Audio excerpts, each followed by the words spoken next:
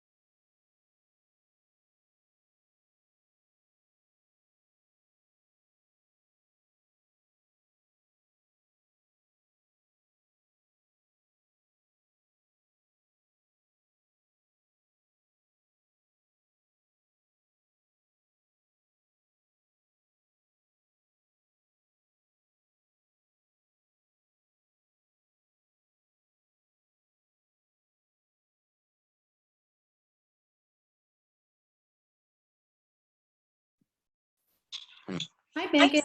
Hey, Megan, what's your husband's name? Justin. Justin, thank you. Yeah, he's coming. Having some technical difficulties, but there he is. How are you guys doing? Thank you, we're well. I said to Mark, there are days when Zoom meetings are nice because we Yeah. mowed on and didn't feel like we had to rush upstairs and get a shower. Right.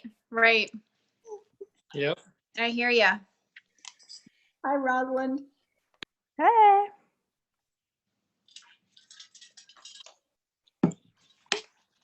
Hey guys, sorry, I was having some technical difficulties.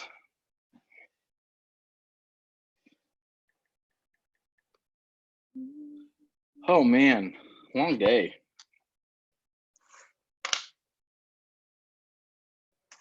How's everyone? Can you hear me? Yes, okay. Rosalind, long time no see.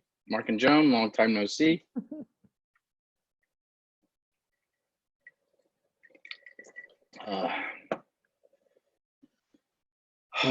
I just got home like maybe 5 minutes ago, so not really 5 minutes ago, it was about 45 minutes ago, but it's been a long day. Good day.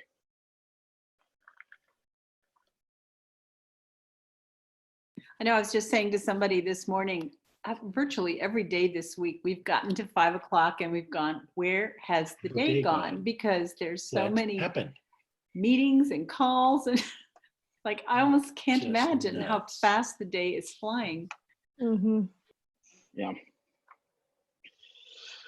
Oh, well, we might just have a small crowd tonight. And I think that what we're going to be talking about tonight, we can dive in a little bit more. I know Airsman's, we talked about it a little bit in the call this week, but we'll catch you up as we talk through vehicles. Well, would someone like to pray for us and just ask the Spirit to be present? Rosalind, would you pray for us? Sure. Oh, gracious Father, just thank you for this moment in time, for bringing us back together again this 7 o'clock on Thursday evening. And yeah, we just thank you for another week of meaningful ministry and work and family and play and all the wonderful things that we get to be a part of as a living expression of your kingdom here on earth. We just ask that you would bless this conversation, that you will continue to uncover new things in the depths of our heart that draw us closer to you and closer into the community and family that you have for all of us as being a part of your church. Thank you, God. Amen. Amen. Well, we'll start off the way that we start off each week, and whether it's personally in our house churches or life or ministry or whatever it is, what is going well and what is going weird?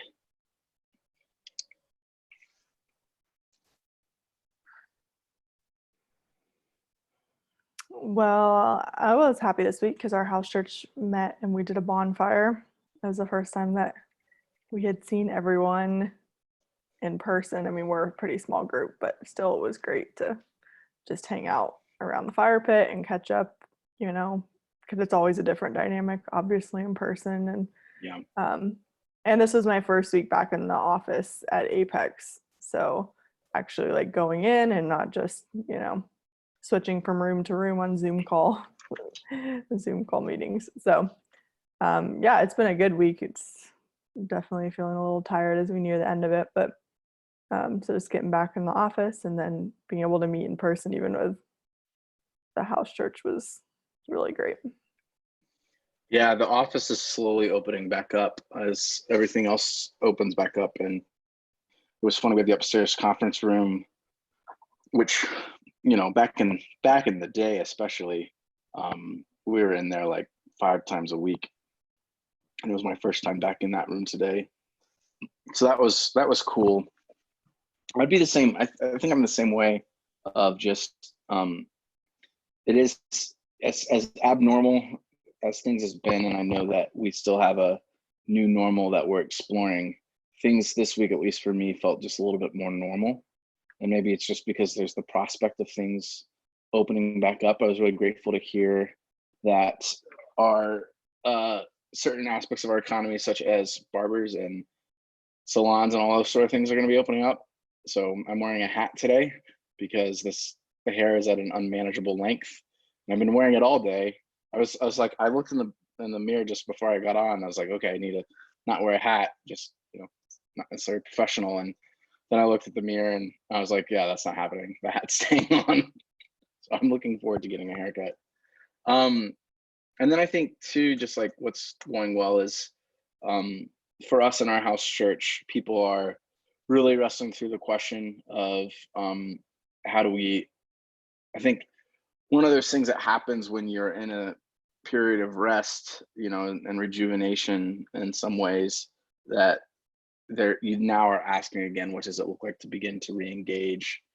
And I'm really just encouraged my house churches thinking through mission and stuff. We've been reading Francis Chan's Letters to the Church. Really great book. Recommend it.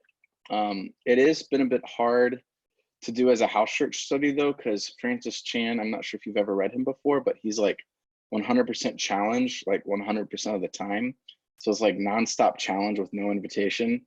And and so like the house church was even beginning to feel like overwhelmed of like, oh my gosh, there's like this immense work to do that we get to do, especially as house churches, and it's written with house churches in mind. But it was still like, it was just like, wow, this is too much. And so I know last night they just did more of a hangout time. It was my niece's birthday, so our family did Zoom last night, so I didn't get to go. But I'm encouraged by just here at Apex that we have a balanced approach to these things, like reading Chan's stuff and even knowing some people that are part of his house church movement that he helps lead. It can be unbalanced, and so I think that's one of the things I'm grateful for, is just we've somehow figured out, and I think Mike and Sally being here too have helped us figure out what that balance looks like. So that's well and weird for me.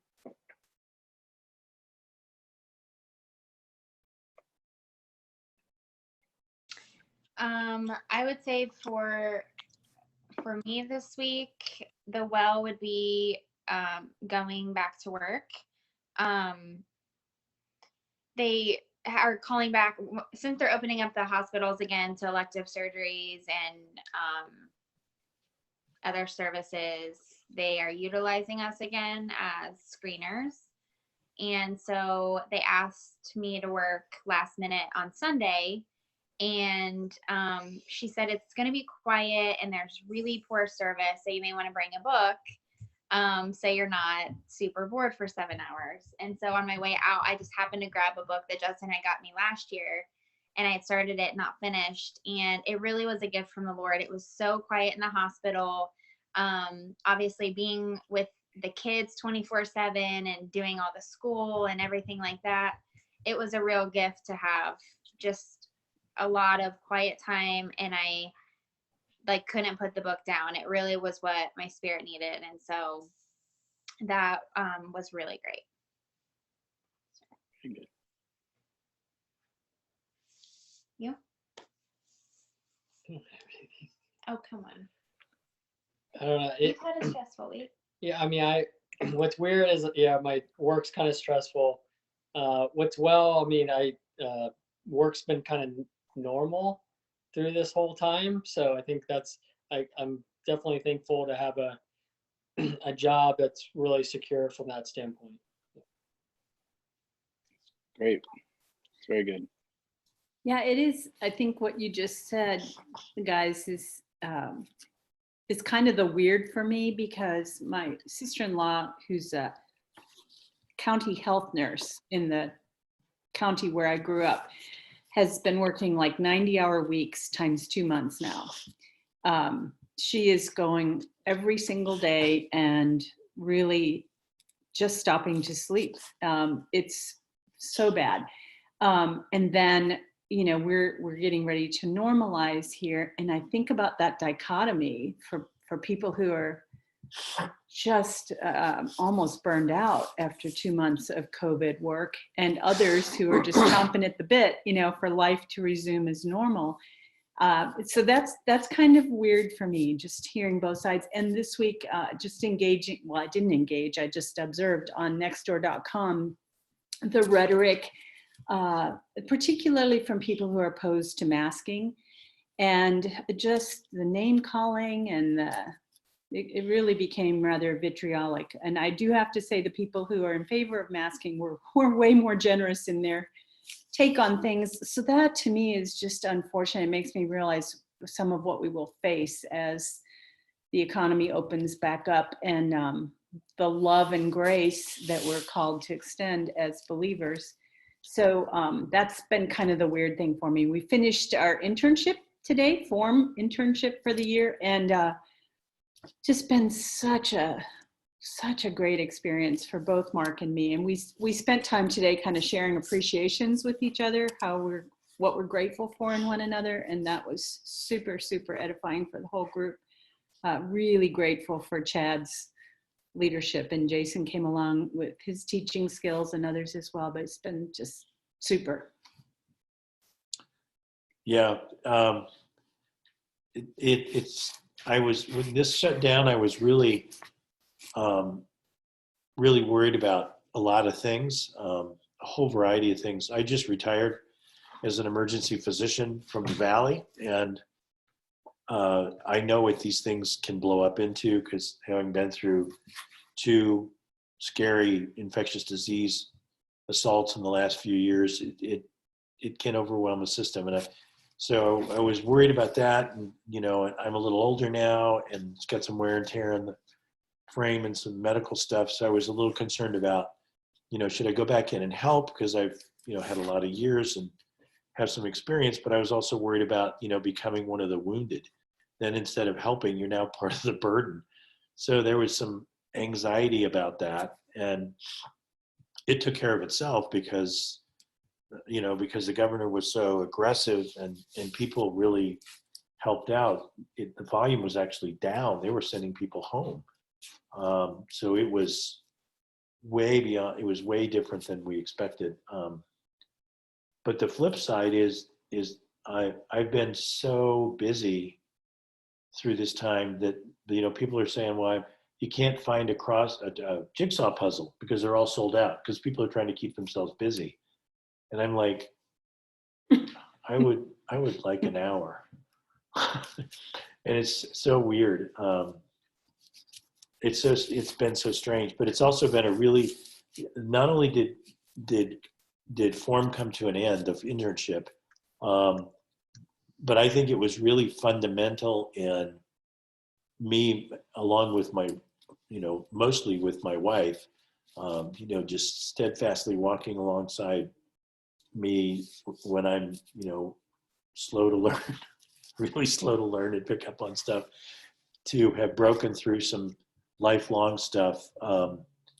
It's not really conquered, but it's pretty squared away about some long-standing, unbeliefs, I guess is the best way to put it. And to have had that, up on the table and then really looked at.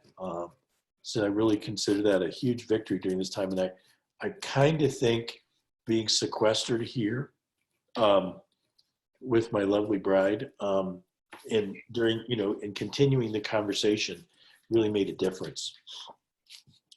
So it was, it's been weird to be in the house with Joan so much, because usually we're running and gunning a bunch. And then I worked until just a while ago. And so it's been pretty much a full-time job at Apex, I'd have to say, since July, when I retired, I would say. Well, Mark, let me commend you, man, just in front of everyone else. Paul writes in 1 Timothy that elders who work for the effectiveness or the affairs of the church are worthy of double honor. And so I just want to thank you and the elders, because I know that you guys have been working tirelessly a lot of behind the scenes. And so just we're grateful for you guys and grateful for your presence and your service.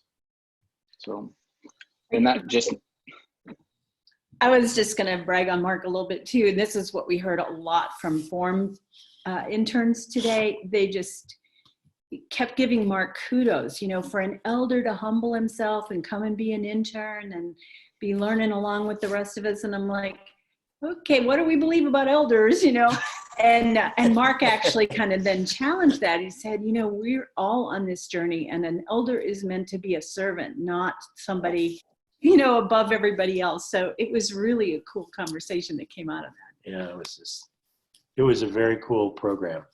Mhm. It was, and this was the first off, and this was Jason and Chad's thing. I mean, they got dropped in your lap, and sorry. Really? Michael's like, do an internship. And we're like, what?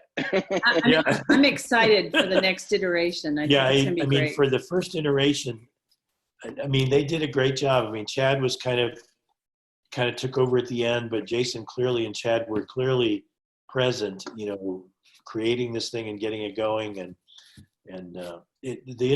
I'm very fond of it because during an elder retreat in June, July, May, May. I think. So I'm time challenged. Is it daytime? The Holy Spirit spoke to me when they said something about, well, I think we're going to have an internship. And the Holy Spirit just hit me at that point and said, you're supposed to do this. And I'm like, but I'm like an old guy. I mean, is this going to work? I mean, am I going to be like the only old guy? I was thinking of the movie The Intern, there's all these something, and I'm the old guy, and in a tie and it made me chuckle, and it was just really, it was just a marvelous experience. I cannot speak highly enough. It was just positioned so that it really made a huge change. It actually precipitated my retirement about a year early, which I think was just from the Lord, and it was just amazing. Yeah, the Lord spoke to me and said, you're supposed to do the internship, and probably within 30 seconds said, and you're supposed to retire now. And I was like, well, wait a minute, the plan was not until December of 2020. And he goes, not so much. And then I spoke to Joan at the break, and you had heard the same thing. And then the next scary thing was to ask Mike. I said, so, I'm an elder and I'm an older guy. I mean, would it be okay because it seems like I really should take this. It's really good. And he goes, oh yeah, you'd be great. Just sign up. So. One more spirit thing from that is that initially I thought I should let Mark do it alone because I've pushed too much in our marriage anyway. But then the Lord spoke to me and said, no, you get in there too. You slug it out with him. So it's been really good. Yeah, what a testimony of just the blessing that comes when we are following and listening to God's voice in obedience. So I'm sure that testimony, Mark and Joan will pay its dividends in the future. And I'm not sure if you guys are planning on helping out with the next round, but if not, please do. You would have to force us not to. Well, I won't. Well, let's pick up our conversation from where we were at last week. And we're continuing this conversation around the 5 V's. Again, in just my own kind of heart of hearts, when we started thinking through this training, there's a lot of different tools that are out there, a lot of tools that are available to us. And this was the one that was just like the Lord really, really tuned in on what we needed to be processing through. And I don't think that it's probably too much to share. And if it is, then forgive me, Mark and Joan. But I think us as not just house churches beginning to wrestle through what our vocab is, our vehicles, our values, our vision, our valuation, as house churches, we're also refining those as a network. And I know that those things will be shared in due course. But I think one of the things that the Lord just has really spoke to me, and I was just texting Mark and Joan about this moments ago, was it's really cool to see how God has been shaping us, and that when we identify these things, they're really an outflow of who we are and who we're being called to be. And so I say that at the outset of this, because when we talk about vision, we talk about values, when we talk about what it is that we are doing, so often we can enter into these things with a do to be mentality, or we can enter into it with a business mentality. And like, that's not the heartbeat behind these things. And so just as a reminder, actually, I want to do this real quick. If you guys go to, this is before we dive in tonight, Apex's website, obviously, go to resources and House Church resources. All previous recordings are available. I've created this link here. You can go back to the recorded meetings that we've had so far. The password is HC training. You should have it in an email from me. Otherwise, Rosalind, actually, I'll do it real quick. There's the password. But here's the 5, weeks of training that we've had so far. We've just made them into videos. These are password protected just for the sake of people's privacy, and if anything that's personal gets shared. But do know, again, always these conversations are recorded. And the one that ends up on the website is, whether it's Monday night or Thursday night, it's whichever one I felt like was the most beneficial conversation. Last week we talked through vision statements, and I'm going to just copy and paste those real quick. But for us here in a second, let me throw those in the chat. But we're going to continue looking at these tonight, and simply we're going to be looking at vehicles, but as a means of reminder. Get this opened up. As a means of reminder, we talked through, here's a list from a couple weeks ago. Remember, vocab, our language is what creates the culture. And so you've begun hearing from us at Central within the trainings and within the gatherings. Oh goodness, I just got locked out of my computer. Give me 1 second.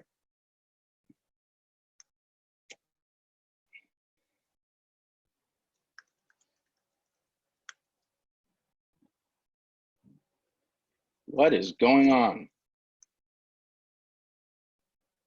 Here we go.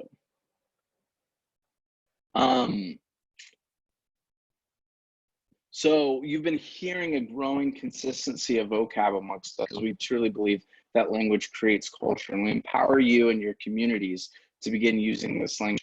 The things that inform the language we use is our vision, our values, our vehicles, and our valuation. Our vision, again, is that kingdom picture of what it looks like for heaven to meet earth within our house church communities, within our lives, within our homes.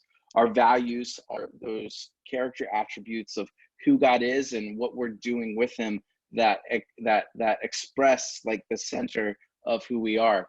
Our vehicles, which we'll dive into here in a minute, are how we get from point A to point B. And finally, our valuation is what it is that we are identifying as, how are we doing at these things? Traditionally, I remember my grandpa even saying this, I've shared this before, of the 3 B's, butts, Bibles, and buildings and budgets or something. I forget which, but traditional way of identifying churches, is how many butts are in the seats? Are people bringing their Bibles? How many buildings do we have? And is our budget okay? And there's nothing in there that is at all. There are some things that are in that have to do with Jesus and his commands for us. But the question of making and multiplying disciples, equipping the saints to do good works, the unity and diversity of the body, those things aren't in there. And so we need to have a valuation of how we're doing that is aligned with what our vision and our values and our vehicles are. Some example of the vocab that we've used in the past: the Kairos moment, up in and out, work and rest, be to do, covenant kingdom, leadership square.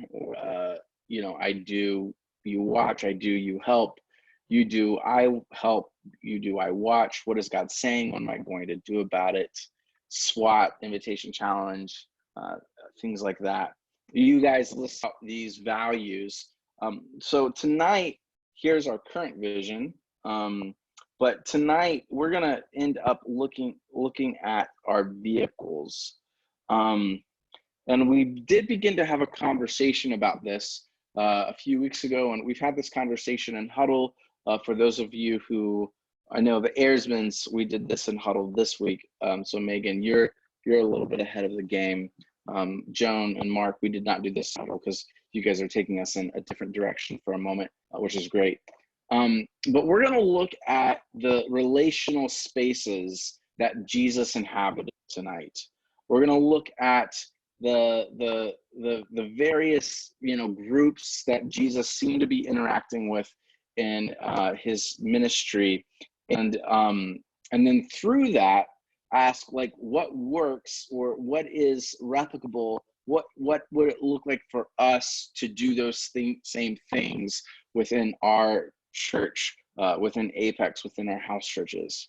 And so just by, you know, reflecting on the life of Jesus, what are the various sizes, what are the various groups that Jesus is operating in, from the smallest to the biggest?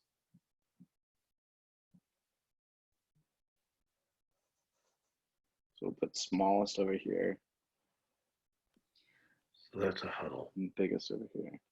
Well, no, that's a share group quad. Yeah, so smallest, I would say, is, although there was some individual ministry going on, it was generally Peter, James, and John that he was interacting with most intimately. Yeah, so the three.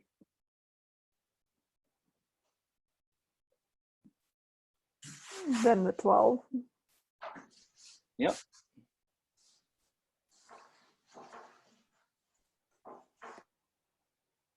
And then what else?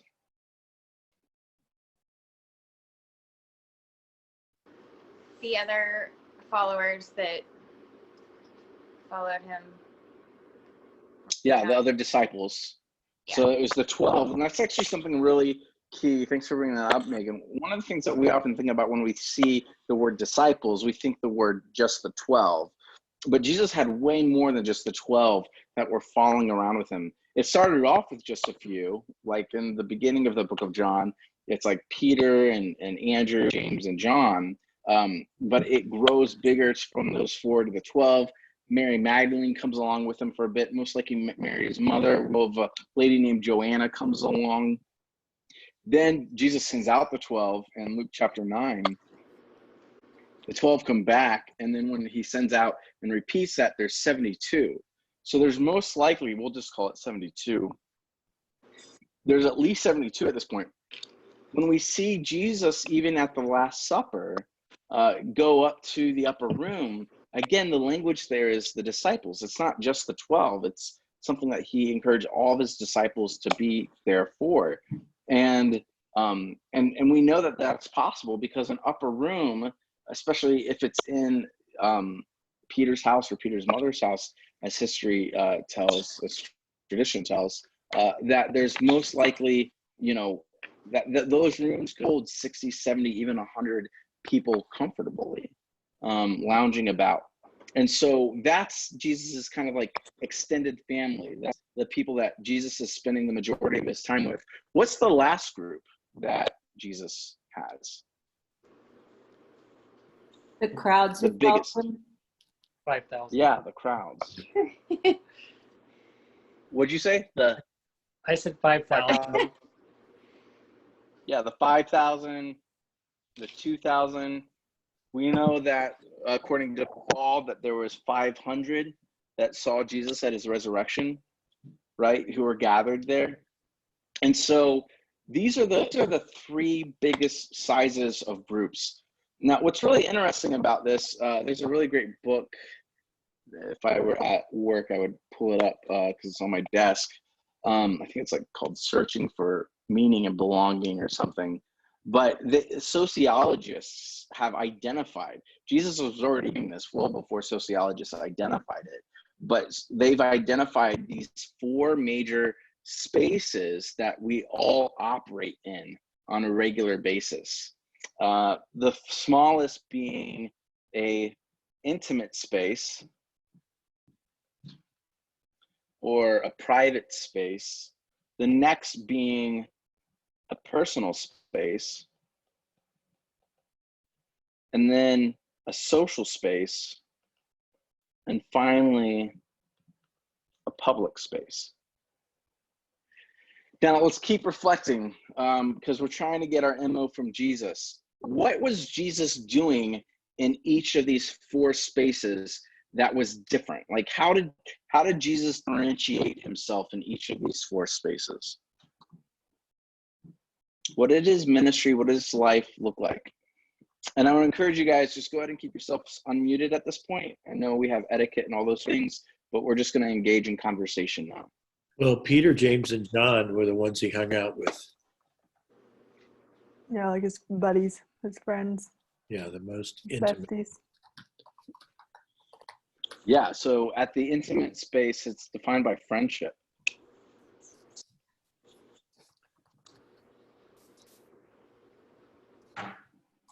What else is going on at the intimate space? It's not just friendship. Like, what were some things that Jesus was doing with James and John?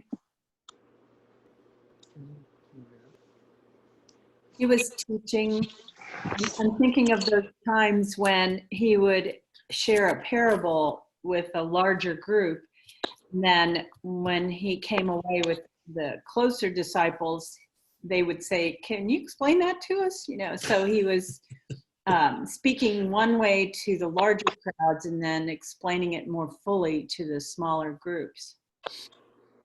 So there was an intimate friendship. There was I don't know, what's a phrase to describe that, what you're describing, Joan?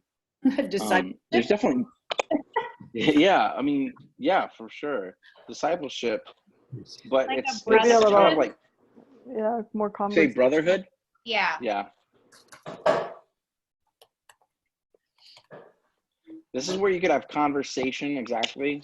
I think of just an openness or a vulnerability.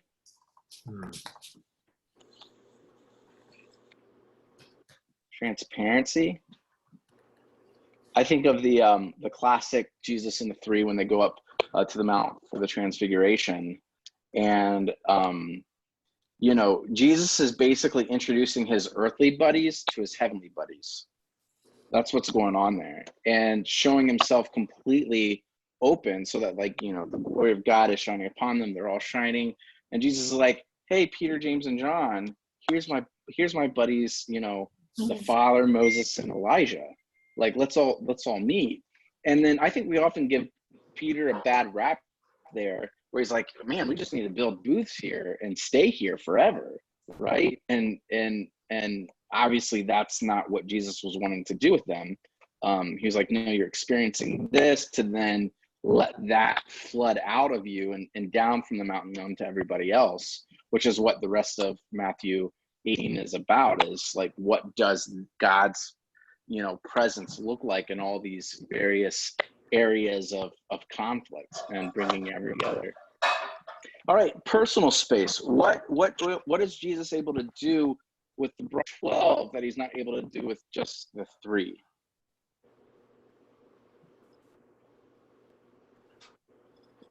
And there might be some overlap here, so that's okay. I don't know. I guess I think more like daily life, like eating, traveling.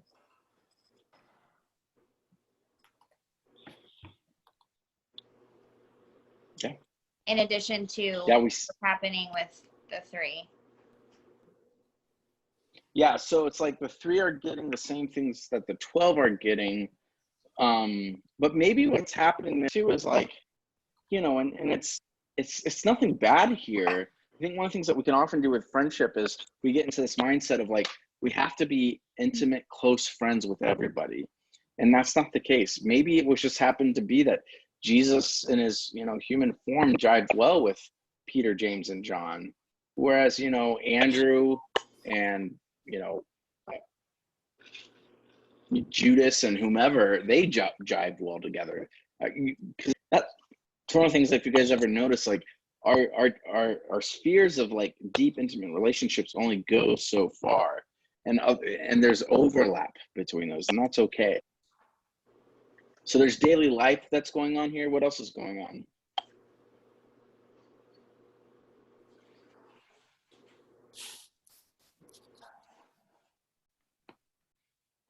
Joan, you said it earlier. Yeah, There's teaching. There's, teaching. yeah. I'm thinking of like when the disciples say, teach us to pray, teach us how to do this the way you're doing it. So they're witnessing him in his everyday life and taking away lessons on what it is to be like Jesus. Yep. So there's teaching, there's training, there's accessibility. Yeah, I was just going to say life together. That's the way to put it. Right?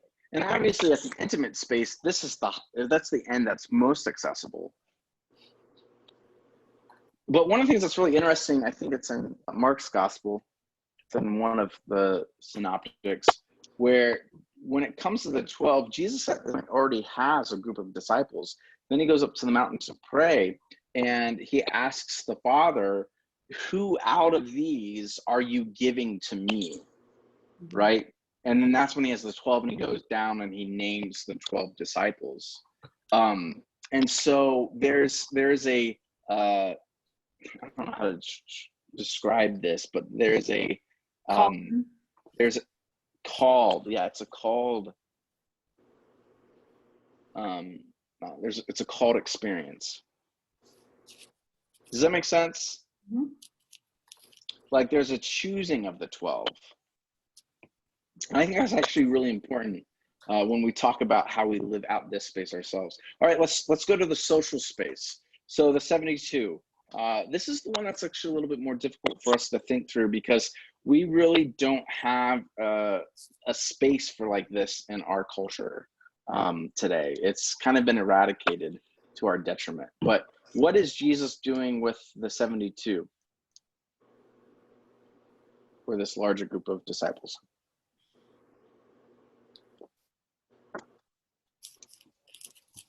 More teaching. Yeah, encouraging. Yep. So there's definitely teaching, encouraging. I kind of think of the word team, like moving more from a family vocabulary to more of a team. I don't know. No, I get that. So family is definitely there. There's an expression, family, extended family expression, but it's not just family, but there's purpose behind it. Right. Like there's camaraderie in a team, like you have camaraderie in a family, but I think it's just a little bit different. Mm-hmm. There's direction behind it. Like when I think of, good families, we don't do this much anymore because we don't have family businesses or things like that. But for a long time in our history, in our society, it was the family's business that defined how it was. There was a shared purpose. And I think that's one of the things that you see here with the 72 is that there's a shared purpose. That's where like the team language is really helpful, because a team, out field together or at work, there's a shared purpose behind that team. I think of then Luke 10. Sorry, Joan. I'm sorry. I didn't realize I was muted again. Going back to family for a second, it's like now you're at the extended family level. The cousins, the uncles, the aunts, and stuff like that. Extended family. Family, extended family, yeah. Well, for us, it would be extended family. For them, it would have been normal. Mm-hmm. Yeah, probably. Yeah, for the language of shared purpose, I would say mission. Like the 72 are sent out together. Like the 12 are sent out, but it's not just for themselves. It's for the purposes of growing and more people are seeing that as well on LinkedIn. All right, what is a public space capable of accomplishing in Jesus's life?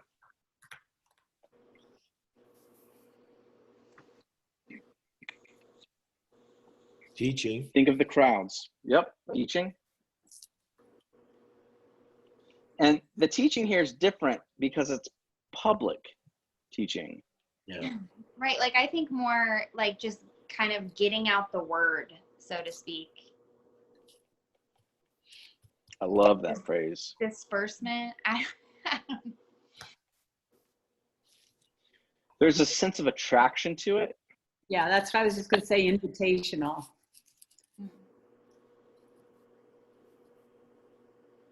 Yeah, I mean, you could even say this end of things is higher in the invitation, and this end of things is higher in the challenge.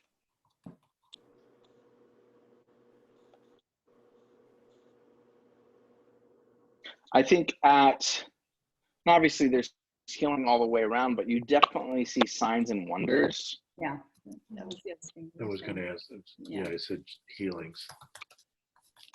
So healing, signs and wonders, the feeding of the 5,000. At this level too, there's service and justice ministry. For example, like feeding of the 5,000, that's feeding the hungry. So these are the various major spaces between the intimate space, the personal space, the social space, and the public space. Let's kind of then, this is how Jesus is doing it, and we want to model ourselves after Jesus's way of doing it. So what vehicles then do we have that can help us do these things? A quick word on vehicles. One of the things that I think so often happens with a house church, specifically with a house church night, is that we have a clown car approach, meaning that we've got to stuff everything into a Wednesday night, and then we're all crammed together and, trying to do everything at the same time in that space. And it just becomes overwhelming. I know of a house church that they do every single thing that they should be doing, between, the intimate space to the teaching to everything, within a 4 or 5 hour chunk. And people get overwhelmed by it, and the few, who can do that, do it. But over time, I've definitely seen people cycle in and out of that house church just because they try to do too much. And so what are the the sizes? We'll use this language down here again, let's say 3, 12, and we'll just say 20 to 40, and then, 75 plus. What are the vehicles that we have at Apex that can help us accomplish these things? Well, the gatherings are the larger number. Yep. Let me change this color. So that's gathering. I would say at the other end of the spectrum, the smallest would be our quads or our huddles. Yeah, Maybe so I would put I'm thinking quads of here. huddles a little bigger now. Yeah, huddles would be the next size up. Yeah, and I have a word about quads here in a minute. And then what are we left with? House House church. church. Yep. So traditionally, I think one of the things that we've often done with, a question, this came up on Monday night and then also in Huddle, is we wrestle back and forth between what the personal space is and what the social space is. And we try to do both in those spaces. We try for the personal space to be a social space and for the social space to be a personal space, for the, how to accomplish what for a house church to accomplish both what a house church should do and what a huddle should do. And that ends up leading to the question of, like, what is a house church and what is it for? And we end up getting basically one of two responses. Well, it's for deep study and training and things like that, or it's for, fun and enjoyment and things. Oh, that's one that needs to be up here. is fun. I imagine Jesus had a lot of fun. But I think when we look at Jesus's life, we end up seeing, hey, there's these 4 different spaces. I'm going to say one last thing, and then we'll just open it up for discussion. One of the things that we have to recognize too, just like there's invitation over here and challenge over there, this side tends to be more highly organized, and this side tends to be more highly organic. And I think I was just talking yesterday with a house church shepherd after we were processing through a huddle, and what she was struggling with was the same thing that I've struggled with in regards to quads, is that it's a highly organized thing, and when in reality it needs to be more of an organic thing. How many times have we tried to set up quads and we put people together who don't like each other, and we say, be best friends and share all your deepest, darkest, intimate secrets with each other, and then people are upset about with who they get placed with, and it's because, no, I think at this end, what we ought to be doing, and this is just my own little soapbox, right now, is we ought to just be empowering. Perhaps maybe the language of quads isn't best because we're seeing that like as a vehicle. I'm really becoming a fan of spiritual friendship.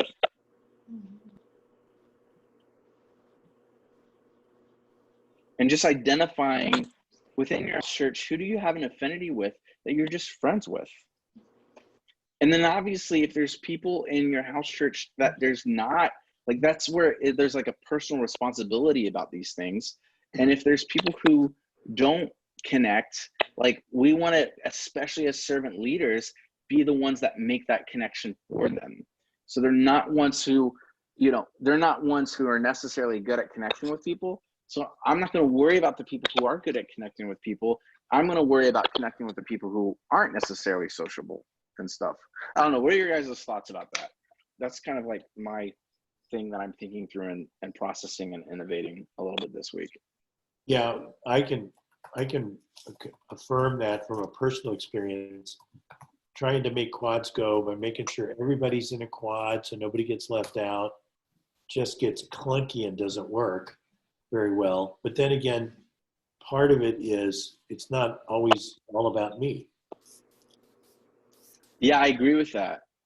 I think though, at the same time, what we have to recognize is, I think we first lay down the challenge of, do you have spiritual friends, right?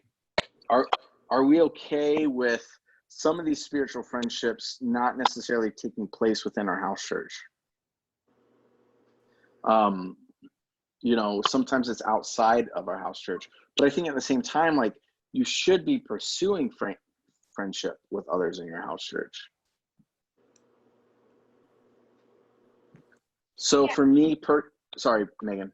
No. I was just gonna say, I mean, from what you said about Jesus, and we're kind of inferring here a little bit, but it seems to be just a kind of natural attraction between them instead of this forced thing between the 3 or 4, I guess, with Jesus. And so it does seem to make a little more sense to have it more of an organic occurrence instead of, okay, you're going to be paired up with this person and this person and then make it work. Because then I think you start to feel like this lack of, or you start to have this lack of commitment because it's forced, and sometimes that just doesn't work well.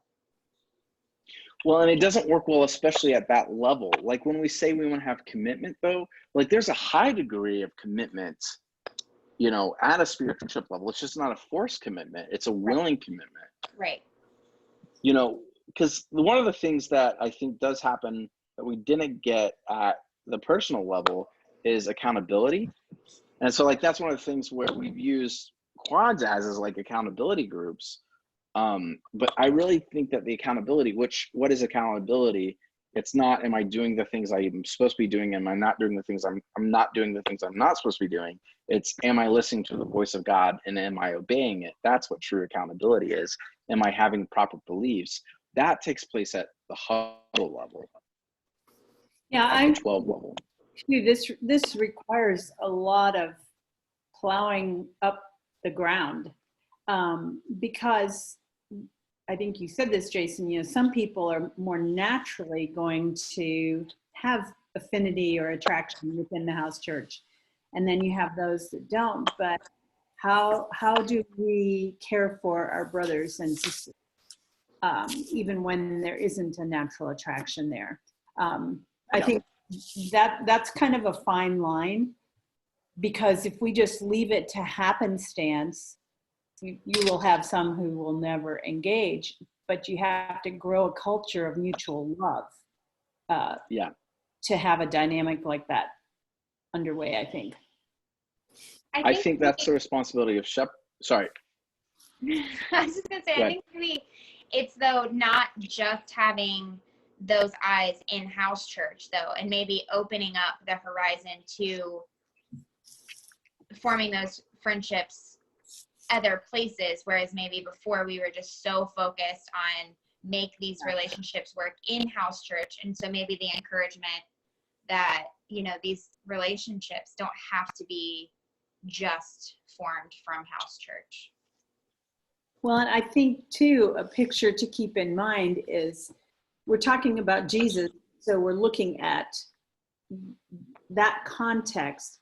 But in reality, what was Jesus doing? He was sowing that same mindset and heart set, if you will, into all the disciples.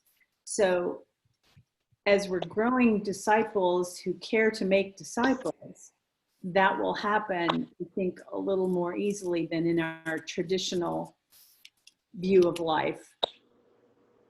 I think Pervasive thought in church, you know, Well, I mean, I think you come to give. Yeah. I don't know. I'm thinking through this just practically. Over time, spiritual friends do change as well. Just because ministry and calling changes. I think as a leader of a house church, my question shouldn't be, is everyone a quad? My question should be, is everyone pursuing spiritual friendship with someone else? And if they don't have spiritual friends, then how can we help foster or, you know, enable that within the community? And if they don't have spiritual friends, as the leader, how do I sacrificially display spiritual friendship by creating that spiritual friendship? Because I think all of us as leaders should be able to be willing enough to be sacrificial or love enough to create spiritual friendship with anyone in our house church, right? What we want to do is let those who are spiritual, you know, those in our house church identify and discover. So we don't say like, I think we haven't done this completely. I'm thinking through a previous house church network that I was a part of in Chicago. And as this is kind of coming back to me, we didn't call them quads, we call them triads. They did the three. But then we were also wrestling through this question of spiritual friendship, and just the Lord dawned on it to me the other day as we've been talking through this stuff of yeah, that might be a better direction. I don't know. I'm verbally processing right now. So if I'm rambling, that's what's going on. Okay, we have just a few minutes left because I've got another call to get on at 8. This is the idea of vehicles. The vehicles are there to get us from point A to point B. Can you get from Dayton to Orlando, you know, by pogo stick? Yes. Is that the best vehicle? Probably not, right? So that's what we're after with these is what is the best vehicle that gets us from point A to point B? And the empowerment and the encouragement for you as leaders, especially in your house church, is to identify, like, are these vehicles, you know, present within every member of my house church? And this is my last challenge is, and I know we kind of talked about this maybe on Monday, but I think that many of our house churches are, you know, I just started recording. I think that many of our house churches are over here in this area, and they're too small, and they're not going to be capable of doing things that they ought to be doing, and they need to be over here. And one of the things that I've often prayed through it, if they're not that size, then the great merging needs to happen. So house churches that are too small can join up with other house churches that are too small. And then I would much rather have Like right now we have 26, 27 house churches. I'd much rather have 18, 19 house churches that are of this social space size than 26 house churches that are just way too small. So that's my challenge for y'all to think and consider as we close out tonight. Any thoughts? Makes sense. Good stuff. All right, let me pray for you guys. Father God, thank you so much for Joan and Mark, for the Erismans, for Rosalind, and Lord, and just their service to you. And I just ask that you would have your blessing rest upon them. Lord, we do pray for the training next week with you, and that you'll do mighty things through it. We ask all these things in your son's name. Amen. Amen. Amen. Amen. All right, blessings, guys. Have a good Bye. weekend. Bye. See ya.